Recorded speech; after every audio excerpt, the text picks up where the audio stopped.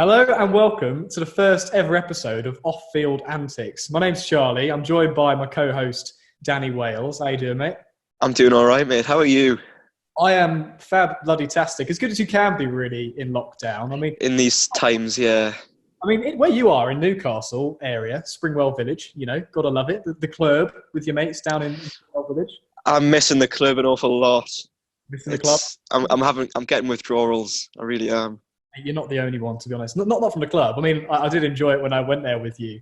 To provide a bit of context, Danny has got this kind of village club, men's club that he goes to with his pals near Newcastle, and they just go there and have a drink, don't you? It's basically just a pub, but it's within my village. Everyone sort of knows each other, so the atmosphere is really good, and everyone just gets along, and it's just really good crack. And I always enjoy it on a Friday night, and to not have had it for so long is. It's not like I'm not saying it's hard because obviously there's real issues in the world right now, but it's just frustrating. It is, and everyone's got their own problems. First world problems, not being able to go to the club or to go to the pub. I just miss, to be honest, on a match day. Oh, same. Going to the pub before the game, after the game, having that sort of chat. And my idea was, we can't do that at the moment. We're in lockdown. Let's get this idea. Well, we both had the idea. I can't claim all the credit here. Let's have this idea of creating a pub chat sort of feeling. I would have a drink beside me right now, but I don't actually have any beers at the moment. Otherwise, I would. Also, it is 2:20 in the afternoon that we're recording this, which is a bit early. If you're going to a game, you'd be having them at midday. You would, but we're not. So you're also right with that. And a lot of you might assume, well, I don't know if you would assume, I'm wearing a Santos kit. Look at this gorgeous little number. It is a nice little number. It is a nice garm. I'll give you that. And I'd probably say you'd assume I'm a Santos fan from that. But, I've got a southern English accent. I don't really strike you as your Santos. No. Obviously, my football kit that I'm wearing today is England third from 1990. It's a lovely little garment, quite iconic. Even though England only ever wore it once in an actual game, which was I believe it was against Turkey. I might be wrong on that. In just, I think, a qualifying game for the European Championships in 1992. But still a lovely little number, which I'm very happy with. Like that back. They've been bringing lots of sort of classical kits back into the game. You've got Arsenal with their kind of bruised banana kit they brought back. Yes, indeed. The national teams bring back a classic kind of look. I think kits, they're so much better when they're just basic. Yeah, I don't like a kit that tries too hard. Exactly. You know what I mean? A lot of the modern kits are like that. But with this Santos kit, basically a little story behind this. I go to the University of Sheffield to journalism. Danny's at Newcastle University. I am at Newcastle University, yes.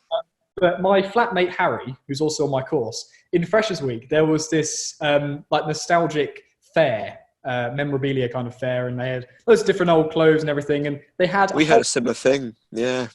That's awesome. But there was basically this whole section dedicated to football and sport, and there was 3-4 rails full of classic football tops. I was in heaven. I thought, I should be out in the club right now getting pissed at 2:00 in the afternoon. But I wasn't. Instead, I thought, let's go and have a look at this with Harry. And we had such a good time as well. It was like 15 quid per shirt if you wanted to get one, or you could get two for £20. Just an absolute bargain. And I'm going through it. And to be honest, a lot of them were awful, these kits. Some of them were I can imagine. National kits. And it's just like, why? But mate, some of the stuff on that rail was just amazing. They didn't have any Brighton kits, which upset me a little bit. But Shame. I find that.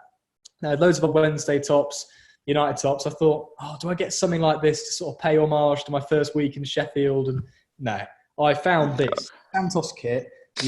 I'm just going to turn around awkwardly now. It's got Neymar. DMG. Oh, it does as well. Oh, yeah. Gorgeous. It cost me a tenner.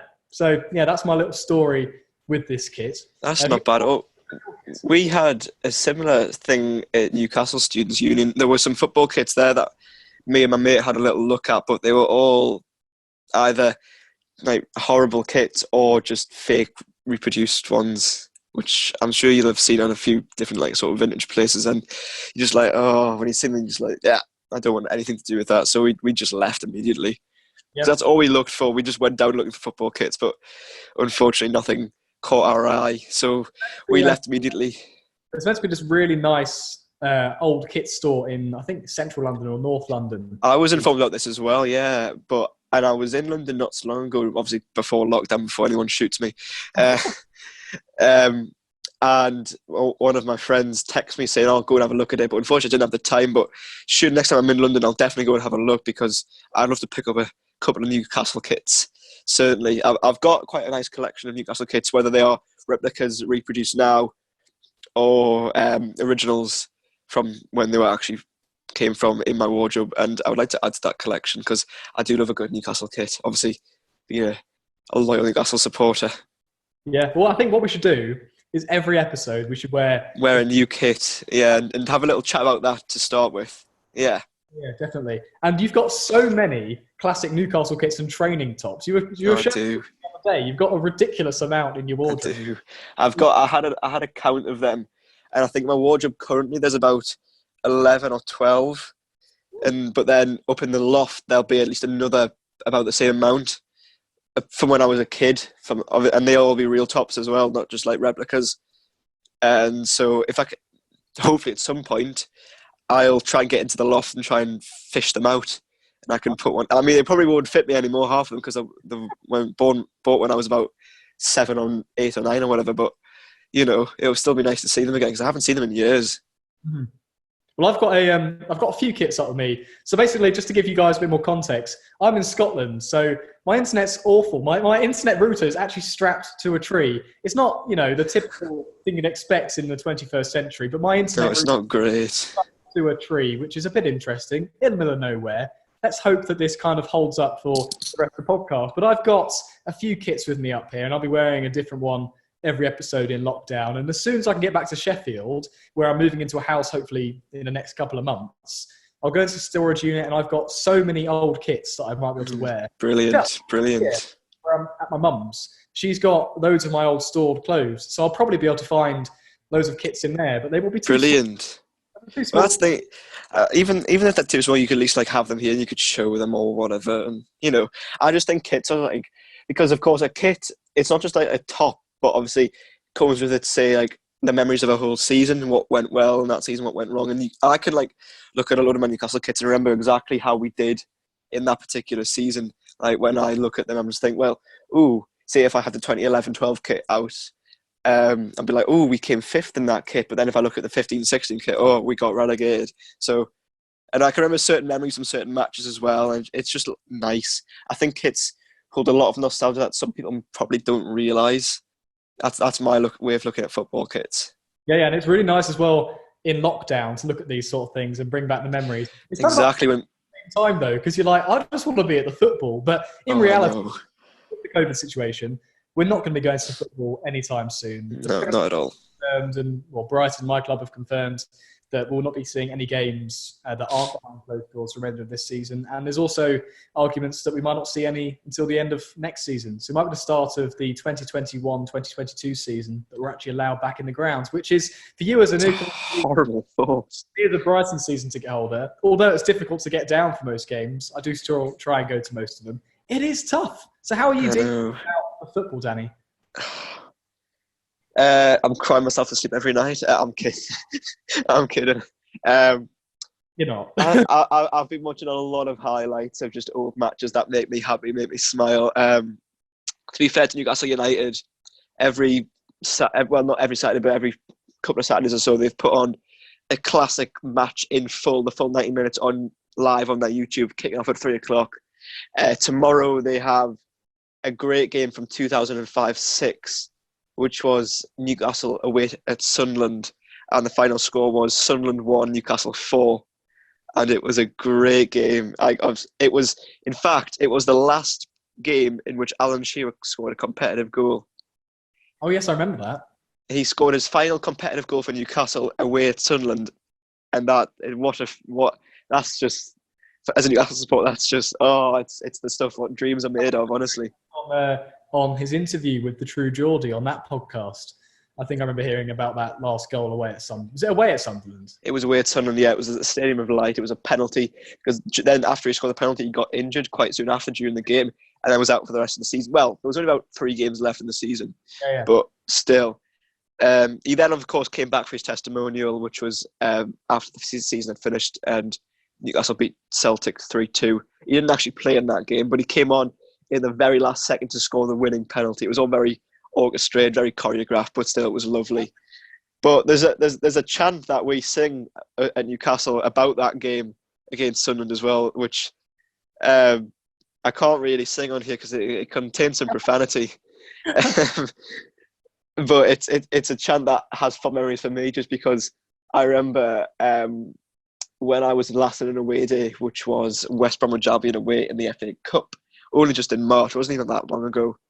I was in a pub just outside West Bromwich with two of my mates who were with me, and I remember that pub was packed to the rafters. It was bouncing. So it wasn't the biggest of pubs. It was a decent size, but not massive by any stretch, and it was filled with at least about 200 or 300 Newcastle supporters. It was that busy. And I remember in the main part of it, where most of the supporters were congregated, I was stood on top of a chair. And every now and every time a chant would start, obviously they would go through, then it would end. And every time that happens, there's about a second or so of silence till someone starts the next chant. And I'd been saying to my mate Ben, look, I'm going to try and get one going. I'm going to pick this one because every other song had been sung that so far. And I was going to try and get the one about this game going. So I got up on the chair, and I remember a moment of silence coming, and I just, at the top of my lungs, went 1-0 down, because that's the way the game, it goes 1-0 down, 4-1 up. And then at the top of my lungs, literally, and then everyone responded. I remember seeing my mate Ben look at me. He was like, yes! It was great. Just happy memories. An inflatable that was, brought on the bus to the game. It was more than just one of them. There was about 2 or 3 on that bus, and there was about 5 or 6 in the whole away end, and we were there as well. There was a Newcastle fan who celebrated in quite a fashion, and it was against caught on Oxford, yeah. Oxford, and I'm pretty sure a lot of you will know what I'm talking about. I don't think I need to explain much more, and you could probably YouTube it, to be honest, if it's still on there. But yeah, you brought some inflatables along with you, which I found quite entertaining. Yeah, we did just to sort of mock that, because of course that was in the previous round of the FA Cup, and then we thought, well, to be fair, we didn't have this idea, but then we were sat with some people on the coach on the way down, and then they just had them, and we were like, oh, I remember I was sat with one of them. Don't take that the wrong way. But it was really quite funny, and we were tossing them around the coach, and it was just really good fun.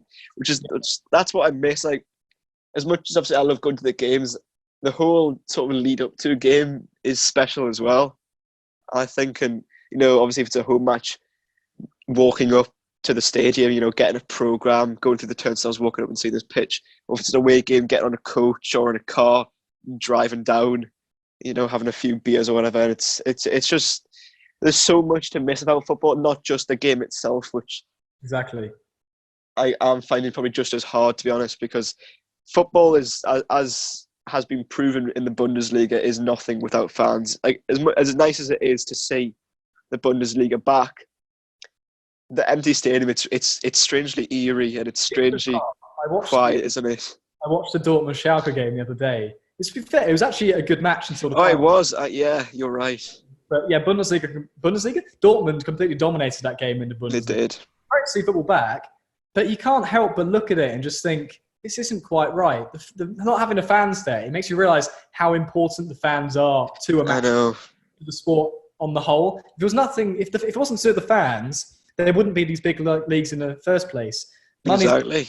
About football, and all of that is created by the fans, supporters. So it's so important to see that. So yeah, we just talked about, obviously we're missing the football, and we're not going to see any in person for a while. But the Premier League have actually kind of brought forward ways to bring football back in the near future. Yeah. I know my club, and I think all clubs now, are back in training. They're training. They are. Newcastle are back. I know that for certain. All groups. They're obviously using as much social distancing measures as they can. It's quite difficult playing football together.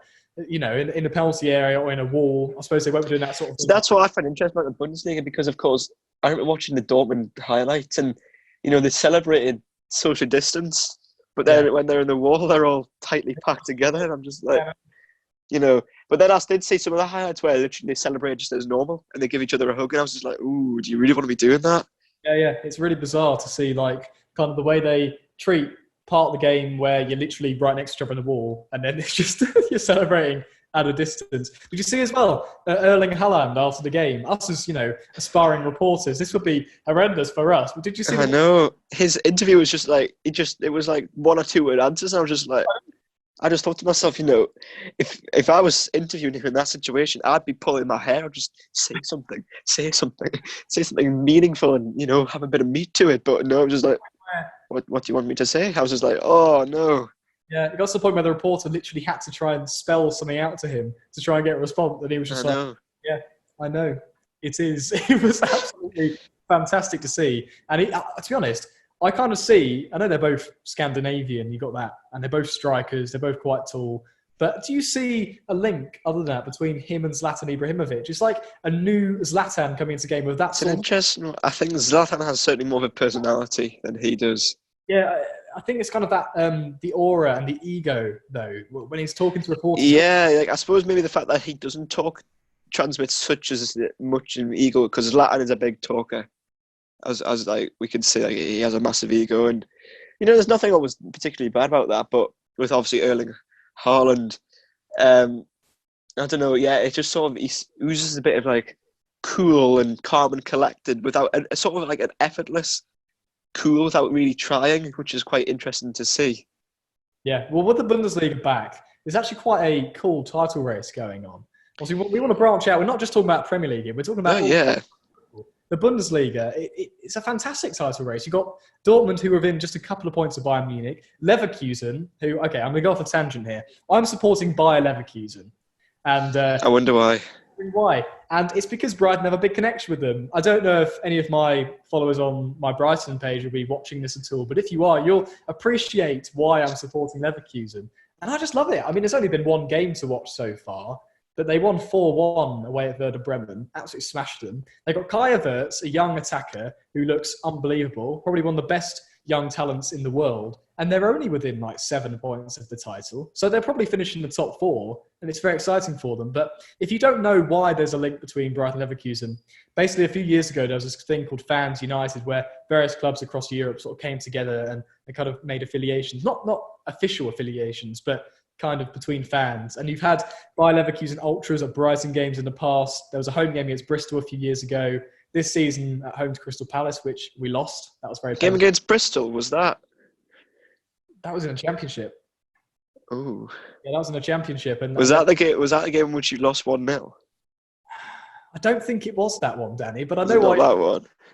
There's a kind of rivalry between us here, between Brighton and Newcastle. You took the title away from us. I mean, I don't know what I'm expecting. We did. Kind of got to try and win every game, but we had like 4 or 5 games to get one win. I think it was at the end of the championship season. Didn't get any. 2017, and we didn't get the title. I can't believe it. Yeah, I think it was you had to win just one of the final 3 games to win the title, and you didn't win any. And then we won 3 out of 3, the final 3, and it was just brilliant. But we'll move on to that topic a bit later. But in terms of the Bundesliga, I'll let you continue about Leverkusen, because I sort of really interrupted you a little bit there. I mean, on this podcast, we're going to go off on different tangents. It's just to be fair, when it comes to supporting Bundesliga teams, I've decided to support 2 for 2 different reasons. Number one is Schalke, of course, we're on the receiving end of a bit of a hammering off Dortmund at the weekend, because obviously Schalke is not the name of the town where they are. The name is Gelsenkirchen, is where Schalke is, and that is twinned with Newcastle. Oh, okay. So that's why. And then also Schalke on their Twitter put a picture saying "Hawe the Schalke," so I was loving that. And as well as that, also Mönchengladbach, because they play in black and white. Yeah. And Newcastle's own Twitter admin said good luck to them on Twitter as well, because Sunderland, our of course local rivals, had tried to form a partnership with Cologne, and then Mönchengladbach popped up to Newcastle saying, well, if they're playing in red and white because Sunderland are, etc., we'll link up with you. And so that's the case. So yeah, I've got 2 teams. I've got Schalke and Mönchengladbach. Speaking of other teams I've been supporting recently, have you been paying attention to the Belarusian Premier League? No, to be honest. Because I have a little bit, to be fair. Me and my friend Ben, we've been keeping tabs on that because before the Bundesliga came back, that was one of the only professional top flight leagues still running. And I've been supporting a team called FC Vitebska for one reason only, because they are situated in the northeast of Belarus, just like I'm in the northeast of England. I think Ben was supporting a team called Slutska, and they're doing quite well. I think they're near the top of the league. I think Vitebska, I say we, supporting them my whole life. They're doing okay. I think they're sort of just above mid-table, sort of could push into the top sort of parts of the league if possible. And, they've had a few good results. I even watched one of their games live on YouTube not so long ago, and it was really good, to be fair. It was a good entertainment. They won 1-0, the penalty in the last 10 minutes, and the opponents had 2 men sent off. It was great viewing, to be fair, but it's just, it says so much that how much we're missing football that I've resorted to watching things like that just to get my fix. Yeah. Are you going to be watching more of that now the Bundesliga's on? I'll keep tabs on it because I followed Vitebska on Instagram just to see how they always get on. So I think I will. I'll always be checking their Instagram and that. And whether I get bored one Saturday or Sunday and watch one of their games remains to be seen. But certainly now I've developed some sort of an affiliation with them, I think I'll keep up with that, just as I will with Schalke and Mönchengladbach. Yeah, talking about the Instagram, it's actually really cool. I've almost formed this friendship with the admin of Bayer Leverkusen. I saw this as well. Which is pretty cool. They've been doing this thing on their story on Instagram. They've got like 800,000 followers. And I've only got about 12,000 on my blog. I mean, it's still a decent amount, but it's nothing compared to 800,000 of Leverkusen. So I never expected any sort of replies or any engagement from them. But they've been great with their fans and kind of responding to people and liking comments and whatever. I started off posting a couple of comments like with Leverkusen and Bryson with a little handshake emoji in between. And it suddenly got like 300-400 likes on their comment section, became top comment, and then they responded to it, which was quite cool. I thought, okay, that's fairly decent. And I got a few followers off of it and whatever. I love that. But then they did this thing on their story where they had a template of the starting 11 and you had to put in your team that you wanted and then tag them in the story and they'll pick a few. And they picked like 10 overall, I think. They must have had hundreds, if not maybe thousands of people sending in their teams. And then they actually put mine on their story. And that's good. That's really good. DMs. So it was just like awesome to see that. And that's kind of built my support for them even more. Now when I'm watching them, I actually really want them to win. And I celebrated the goals against Bremen. Even though they were 4-1 up, it was like, come on! I celebrated the goal for Vitebska against, well, I can't remember who they were playing, to be honest, but it was good just to see. Absolute limbs in your bedroom, Danny. It was. I was sat here watching my TV, then just like, yes, Vitebska scored a penalty. Another team, talking about random support. And I'm not going to delve into too much here because I quite like to get a couple of my mates from uni on the podcast at some point to talk about this. But our group at uni, we just call ourselves the Journo lads. We've got a little group of sort of 4 or 5 of us, and we all love our sports. And there was this team, because obviously football's on, we're in the pub, and there was this team that we saw on Twitter called Triangle United in Zimbabwe, in the Zimbabwean First Division. And we thought, Triangle United, that's quite an wow. There's also Chicken Inn FC, who are sponsored by Chicken Inn, which is some sort of fried chicken brand in Zimbabwe. And then there's also a team called Bulawayo Chiefs, who probably have the best admin on the whole of Twitter, to be honest with you. But Triangle United are based in a place called Triangle in Zimbabwe. Wow. It's quite funny in itself. And I won't take too much credit for it. It was mates Harry and Adam who were messaging them on Twitter, and they were getting involved there and talking to them about Zimbabwean football and maybe getting some facts and stuff to maybe write a blog themselves about it. But then Bulawayo Chiefs have kind of revolutionised that, and they're kind of taken away the Triangle United novelty. And they're just awesome. And Adam and Harry have got kits for them and everything. And it's just sick. And we might even be able to go to Zimbabwe at some point with Bulawayo. Wow. I'll let them, if they come on the podcast, discuss talk about that, yeah. Hopefully, if they do come on. But yeah, I think it'd be fantastic to talk about that. It's quite an out there thing, talking about these Belarusian and Zimbabwe teams. I know, it just shows what it's come to, doesn't it? Like after what's going on in the world, it's mad how most football fans will still find a way.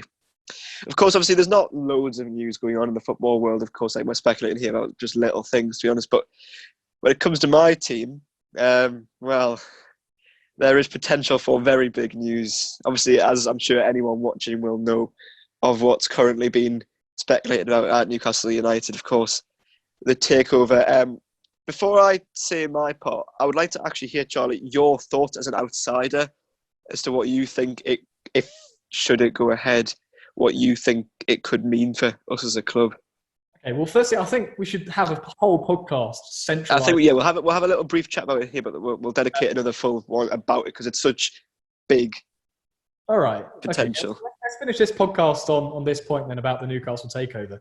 Firstly, as a Brighton fan, I've seen our club get taken over by Tony Bloom in sort of recent decades, and he's come over to our club almost in the abyss. We had Dick Knight, first of all. He completely saved the club. He took over when we were about to fold as a team, and he completely saved us. And then Tony Bloom comes along, I think in 2005, 2006 sort of time, and he buys the club.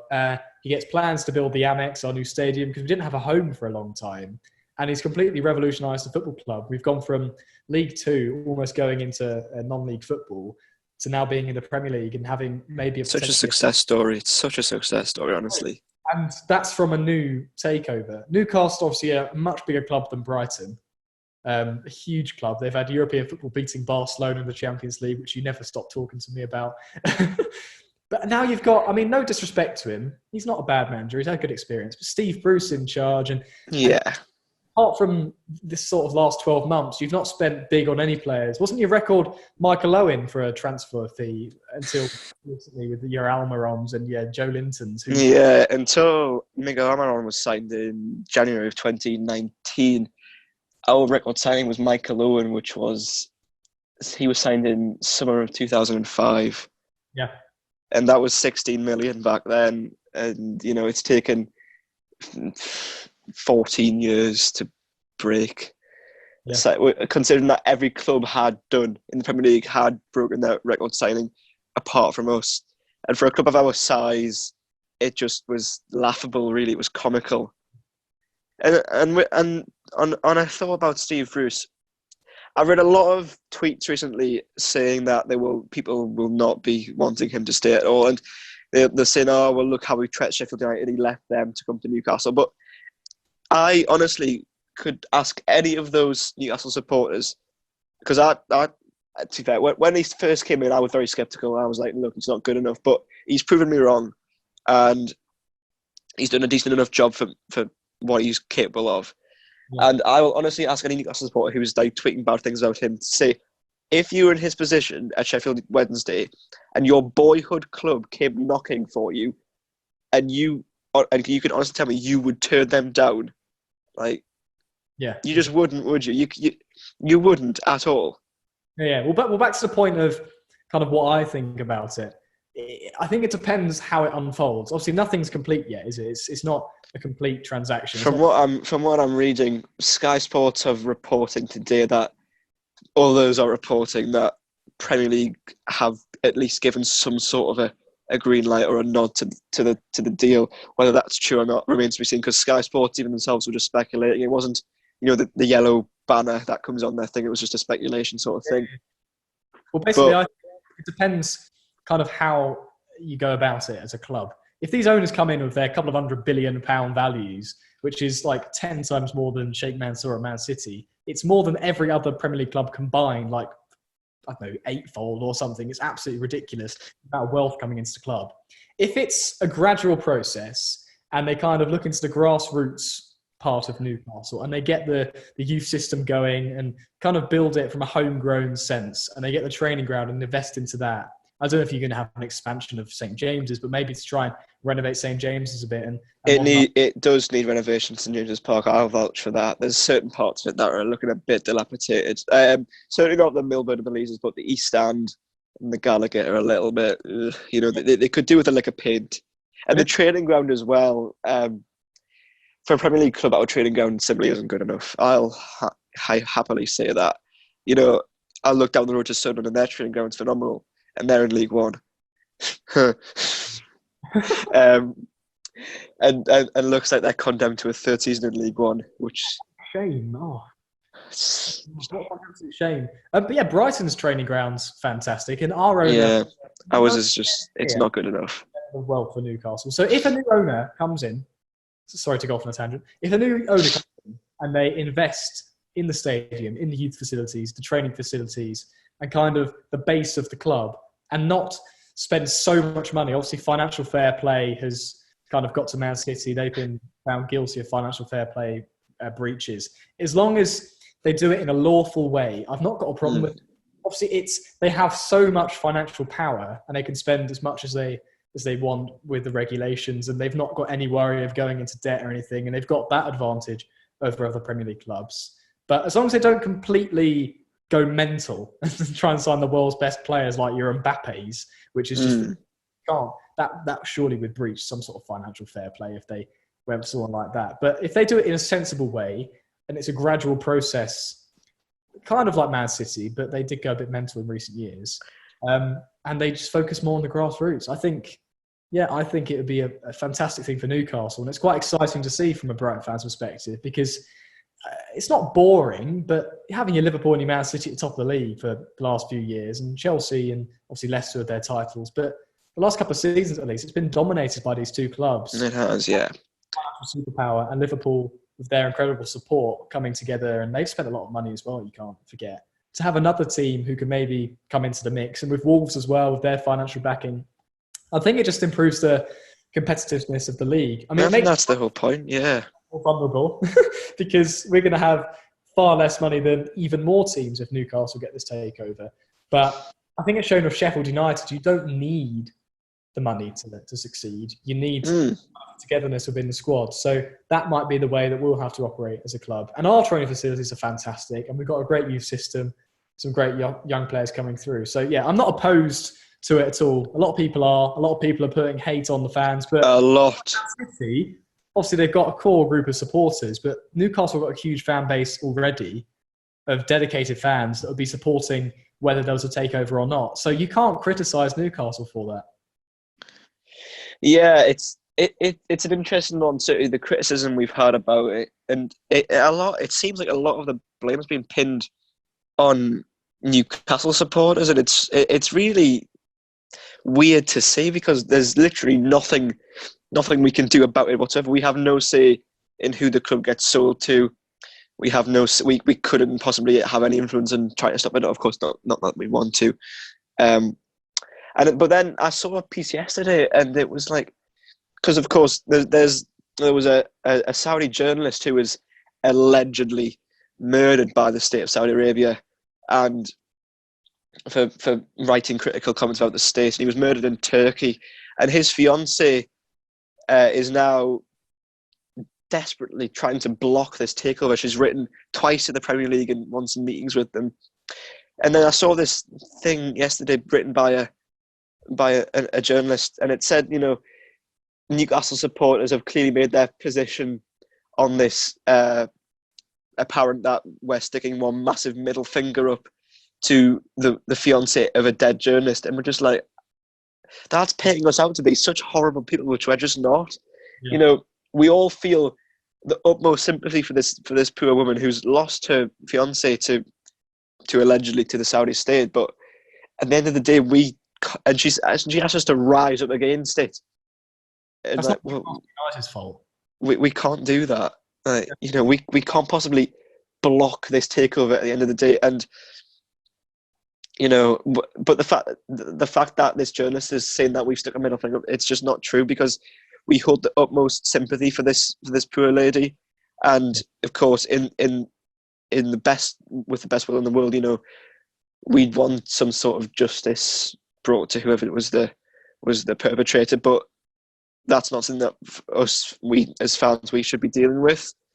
And all we want is just a club that has a bit of life and soul, because obviously in recent weeks and months, when the takeover has sort of been front page news, etc., there's been a lot forgotten about Mike Ashley, and more the fact that of blocking the Saudis and all that. But in reality, this takeover, yes, it's good. It could and has the potential to bring enormous success to Newcastle, and not just Newcastle, but the whole surrounding area. The local economy could boom because they could invest in all that as well. they have the potential. Obviously, the Reuben brothers are involved in the consortium as well, and they already own properties in Newcastle, so surely that can help as well with the local economy. But there's been a lot of attention, I think, diverted away from Mike Ashley, and that's wrong because, you know, as good as a businessman as he is, the life and soul he's drained from our club, it's really heartbreaking to see and to watch because, you know, obviously I wasn't alive to see Newcastle in the mid-90s, and I was only 1 or 2 years old, or 3, when they were doing well under Zimbabwe Robson in the early 2000s. And then really for all I've really ever noticed as a supporter is just mediocrity, and in some cases, in 2 occasions with relegation, worse than that. Yeah. But it's not just that as well. It's the fact that, you know, the renaming of St James's Park to be the Sports Direct Arena briefly, the shock appointments of people like Dennis Wise, Joe Kinnear, you know, that obviously the stadium becoming a bit dilapidated, Sports Direct logos going everywhere, using our stadium essentially as one big advertising billboard. The treatment of club legends such as Jonas Gutierrez, Kevin Keegan, Alan Shearer, you know, the list goes on and on. It's not just the fact that he didn't always spend much money. There's a lot more to it, and the fact that he's just taken Newcastle United, a club that had such a proud history, and reduced us to half of what we once were. It's just, it's heartbreaking to see. And I think the fact that this takeover, regardless of the potential that we possibly could have, just the fact that we're going to get rid of him is really what people could look at a bit more, because that's something that we've tried to do for so long, and the fact that his era could finally come to an end is really something that as much as I don't want to ever insult a man, because, you know, my gosh, he's a good businessman. There's no doubt about it. What he's done with Sports Direct is truly remarkable, considering he's built up that empire. But in terms of running a football club, what he's done is absolutely disgusting and deplorable, and we'll all be happy to see the back of him. Yeah, I mean, from a Brighton fan's perspective, I really hope that it goes through this transaction. That's nice to hear. It's really nice to hear. I can see as well behind you, you've got United Against Ashley on your wall. I do, yeah. In your room, it's part of your heart and soul. You want this man out of the club. You wanted this for years, and it finally could be happening. So I really hope that does happen, and I think it will give a boost, not just obviously to Newcastle, the surrounding area, the club. I just think the whole Premier League, it will give a bit more competitiveness. I just think the feel-good factor will come back to this local area. Exactly. And to be honest, I don't think you'd mind if the takeover was someone who had a couple of £1 billion worth of value. I don't think you particularly care it's 200 billion, do you? It's just to get rid of Mike Ashley, yeah. I mean, Mike Ashley has that sort of, he has about 1 or 2 billion. So, you know, he comes sort of midway on the Premier League sort of ranking in terms of owners' wealthiness. And so it's not that the fact that he hasn't had funds to spend, because he has, but obviously he couldn't. He is right in what he says, that he can't compete with clubs in Manchester City. I'll give him the credit where he deserves that. He can't do that. He's not rich enough to do that, but he could certainly have made more of an effort than he did. That's the main thing. I agree. Well, I think we should probably wrap this up here. We've been rambling on. Yes, we have been for a while. Well, of course, as we mentioned, we'll, in another podcast in the future, certainly if the takeover goes through, we'll have a full-on analysis of it in another podcast, especially if it's gone through by the time we do another one of these. But yeah, lovely to talk, Charlie. We'll see you on the next one, of course. Fantastic. I'm sure another podcast we can do in the near future for you guys. Those who've made it to the end, thank you very much. It's been I really appreciate that. If anyone has any other suggestions of what they'd like us to talk about as well, please do fire them at us. We're happy to talk about any sort of football, because as we mentioned on numerous occasions, we're all missing it so much, and anything that's going to cheer us up about football will be certainly very well welcomed. Yeah, I've really enjoyed this. A nice break from uni work. Got to get back to that now. Indeed, I'm all finished. Myself, I'm done for first year. I've finished on my essays. So sorry to rub it in there, but I'm finished for first year now. In 3 weeks' time, I'll have no more uni work to do for the whole summer, and we can really get this podcast going. It's kind of a trial, see how it goes, but sort of like a pilot episode, if you will. Exactly. But yeah, I hope you enjoyed, guys. Leave a like, comment below. with any suggestions you've got for discussions we can have. And we want to hear your thoughts as well. We want to be sort of like a pub environment. A pub exactly. You can quite easily get involved, talk about whatever you want to talk about. Post your thoughts, whether you agree with us, whether you think we're talking absolute rubbish. Let us know, because we're more than happy to hear it, to be honest. So, just post your opinions wherever you want to post them, as long as we can see them, of course. Of course, yeah. Anyway, guys, thank you very much. We'll see you later. Thank you very much. Yep. Ta-ra.